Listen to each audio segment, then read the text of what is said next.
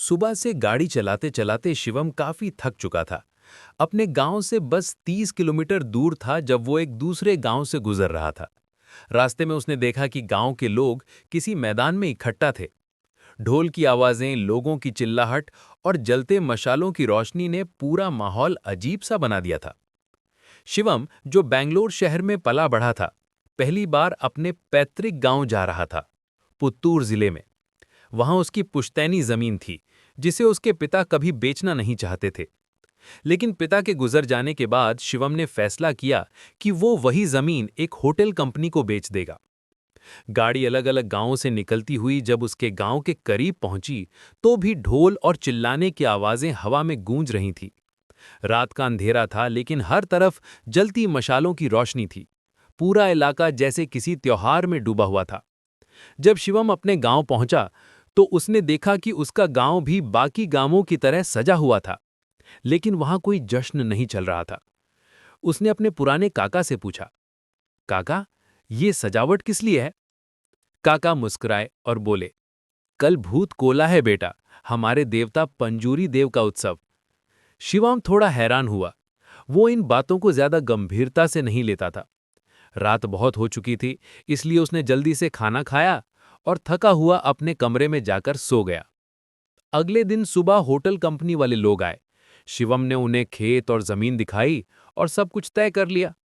शाम को जब वो प्रॉपर्टी के पेपर्स पर साइन करने ही वाला था, तभी बाहर से वही तेज ढोल और आवाजें फिर से सुनाई देने लगीं। वो खिड़की से बाहर देखने लगा। गांव के चौक में लोग फिर से इकट्ठा थे। इस बार माहौल और भी रहस्यमय था। शिवम खुद को रोक नहीं पाया और पेपर्स छोड़कर बाहर निकल गया। गांव के बीचों बीच एक बड़ा मैदान था। मशालों की रोशनी में नाचते हुए साए दिख रहे थे। एक आदमी रंग बिरंगे कपड़ों में, सिर पर सूअर का मुखौटा पहने, बीचों बीच नाच रहा था। उसके गले में सोने जैसे चमकते गहने थे और शरीर पर लाल पाउडर लगा था। वो आदमी अजीब तरीके से झूम रहा था और लोग हाथ जोड़कर उससे कुछ मांग रहे थे, जैसे किसी देवता से प्रार्थना कर रहे हों। शिवम हैरान होकर ये सब देखता रहा। अचानक वो नाचने वाला आदमी रुक गया। कुछ पल के लिए सन्नाटा छा गया। फिर उसने धीरे धीरे सिर उठाया और उसकी नजर सीधे शिवम पर पड़ी। वो भीड़ को चीरता हुआ तेजी से शिवम की तरफ बढ़ा। उसकी आंखें लाल थीं और उसके चेहरे पर कोई इंसानी भाव नहीं था। वो कुछ पल तक बस उसे घूरता रहा, फिर एकदम से जोर से चिल्लाया। आवाज इतनी भयानक थी कि शिवम के रोंगटे खड़े हो गए। वो डर के मारे पीछे हट गया। लोग अचानक चुप हो गए। नाचने वाला आदमी पलटकर अंधेरे की तरफ भाग गया और बाकी लोग डर के मारे जमीन पर झुक गए। कुछ ही सेकंड बाद वहां सिर्फ ढोल की धीमी गूंज रह गई। शिवम किसी तरह वहां से अपने घर लौट आया। उसका दिल अभी भी जोर जोर से धड़क रहा था। जैसे ही उसने दरवाजा खोला, उसके काका भागते हुए अंदर आए। चेहरे पर डर साफ झलक रहा था। बेटा, तुम वहां गए थे ना? काका की आवाज कांप रही थी। शिवम ने हां में सिर हिलाया। क्यों? क्या हुआ? काका ने गहरी सांस ली। बेटा, जिस आदमी ने तुम पर चिल्लाया, वो कोई इंसान नहीं था बेटा। वो थे पंजूरी देव, हमारे गांव के रक्षक देवता।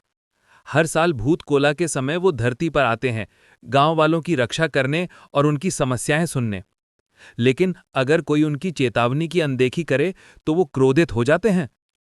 शिवम थोड़ा मुस्कुराया और बोला, काका, आप भी ना, ये सब अंधविश्वास है। मैं बस अपनी जमीन बेचकर शहर लौट जाऊंगा, बस। काका ने उसे रोकने की कोशिश की, लेकिन शिवम ने उनकी बात हंसते हुए टाल दी। उसने प्रॉपर्टी के पेपर्स उठाए, उन पर साइन किए और मुस्कुराते हुए बोला, अब ये सब खत्म। रात गहरी हो चुकी थी। गांव के सारे दीपक बुझ चुके थे। बाहर सिर्फ हवा की सीटी और पेड़ों की सरसराहट सुनाई दे रही थी। शिवम गहरी नींद में था, तभी उसे लगा जैसे कोई रो रहा हो। आवाज बहुत धीमी थी, पर धीरे धीरे बढ़ती चली गई। वो उठकर दरवाजे तक गया, बाहर झांका। चारों तरफ सन्नाटा।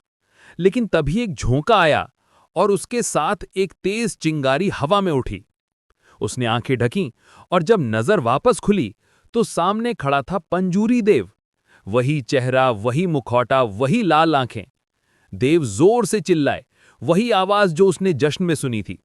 कमरा हिलने लगा, दीवारों से अजीब सी गूंज उठी। शिवम चीख पड़ा और दरवाजा खोलकर बाहर भागा। वो गाड़ी में कूदा और बिना पीछे देखे ड्राइव करने लगा। रात के अंधेरे में जंगल की सड़क सुनसान थी, बस हेडलाइट की रोशनी में पेड़ एक एक कर गुजर रहे थे। अचानक सड़क के बीचों बीच कुछ चमका। एक जंगली सुअर सोने के मुकुट और सुनहरे दांतों के साथ उसकी गाड़ी के सामने खड़ा था। शिवम के हाथ कांप गए। ब्रेक लगाई पर बहुत देर हो चुकी थी। गाड़ी सड़क से फिसलकर किनारे पेड़ों से टकराई। अंधेरा छा गया। जब शिवम को होश आया तो वो हॉस्पिटल में था। बगल में उसके काका बैठे थे। तू ठीक है बेटा? शिवम की आंखों में आंसू थे। उसने कांपते हुए कहा, काका, मुझे पेपर्स चाहिए, अभी। काका ने फाइल दी। शिवम ने उन पेपर्स को अपने सामने फाड़ दिया, एक एक टुकड़ा कर दिया। अब यह जमीन किसी और की नहीं होगी, पंजूरी देव की है। कुछ दिन बाद जब वो गांव से निकला तो मंदिर के बाहर जाकर उसने झुककर माफी मांगी। वो बोला, अब कभी अपनी जमीन नहीं बेचूंगा, कसम खाता हूं।